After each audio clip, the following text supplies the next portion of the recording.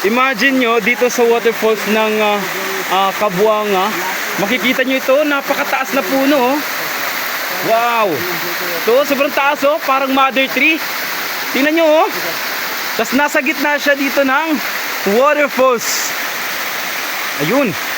Pababa pa yan oh. So yung ugat niya mismo nandyan na oh. Ayan. Kita nyo, laki oh. Nakatago pa yan dito sa Villa Pass sa El Nido, Palawan. Ang ating mga kasama. Dahan-dahan. Kuya Rod sa Missing Journey. Yan si Motor Serye. Team Galaan TV. Yan, mga kasama natin. Oh, grabe, tirik na tirik dito. Oh. Tingnan nyo, oh. Dahan-dahanin natin. Oh. O, diba?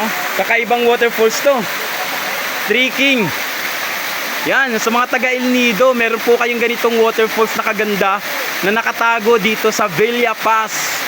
At sa mga kaibigan natin dyan, baka gusto nyo bumalik tayo dito. Balik tayo rito. Pero advice lang, grabe, ang hirap din ng ang hirap din ng papunta dito dahil parang mula sa pahan patungo sa tuktok pataas. Tapos ganito kahirap, isa sa mga dinadaanan. Ingat Kuya Dodge. Yan, baba na tayo. Ako na yung pinakahuli ngayon.